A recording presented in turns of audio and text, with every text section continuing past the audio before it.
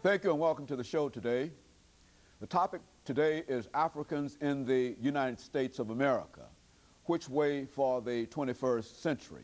And of course we have to talk to us today about Africans in the USA, Dr. AAl-Hadid, the professor of sociology at Tennessee State University, as well as the chairman of the Africana Institute at Tennessee State University. And Dr. Al-Hadid, let me welcome you to the show this morning. Thank you, Dr. Haney.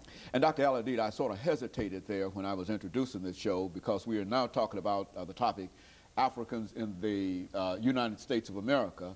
And I'm reminded of an earlier topic that we had with you that has proven to be so very, very effective in a number of areas, and that is the African in the New World, dealing not only with the African in the United States, but the African in Canada, the African in the Caribbean, and the African in all of these areas. And I'm reminded that one of the phrases that you left with us was that we all came from the same place, but we had different shipmasters, and we got off the ship at different places, and we all captured the same culture from whatever culture our shipmaster had. And so let's talk about that today. And let's give you an opportunity, first of all, to give our audience some information about your background, your education, and some of the things that were important and eventually leading you to the chairmanship of the Africana Studies Department at Tennessee State University. And then we'll talk about the African in the United States of America.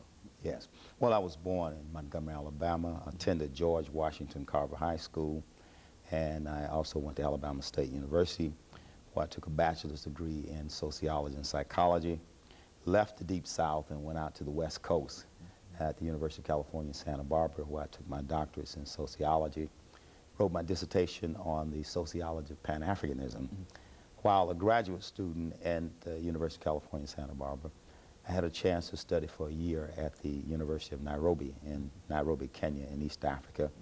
And while on the other side of the world, I made the pilgrimage to the holy city of Mecca in 1970, came back, got my degree, went job searching, interviewed at Tennessee State University, Fisk and Meharry, fell in love with Tennessee State, and I've been there since 1973. Very good. And of course now the chairman of the Africana Studies Department at Tennessee State University. Yeah, as you pointed out, initially I was in the sociology department for a number of years, and then I started working on a proposal to develop the Africana Studies Department. I'm currently now the chair of that department. It came online in 1994, I'm sorry.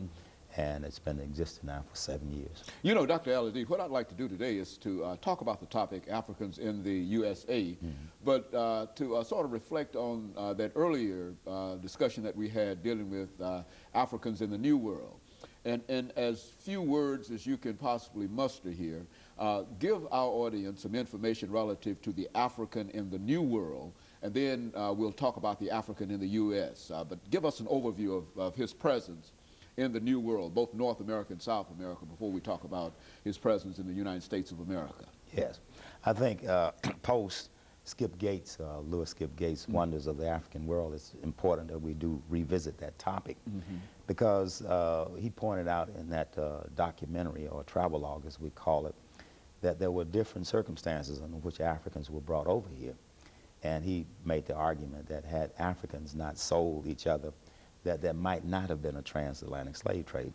Of course, the scholars in the field take issue with that because slavery in Africa never was a mode of production. It was just simply a way of either paying off a debt or someone was captured as a prisoner of war. So chattel slavery never existed in Africa, and I think the record needs to be cleared in terms of that. Be that as it may, there were a number of slave traders. You had the Portuguese that brought out people from places such as Angola and Namibia, Mozambique. You had the British that brought people from the Gold Coast, which is Ghana now, from the Ivory Coast, which is Cote d'Ivoire. And you had the French that brought people from the Guinea Coast, Senegal, and Gambia. And that passage was called the Middle Passage, which sometimes took as long as 2 to 6 months to make the passage over here. Once we were brought to primarily the Caribbean initially. So a lot of times we think about 1619 Jamestown, Virginia as the beginning of things, but there were some things that happened in the Caribbean and in South America that need to be put on the table. In fact, the Middle Passage was the place where the Africans were stripped of their ability to resist their enslavement. I don't take the position that they were stripped of their culture.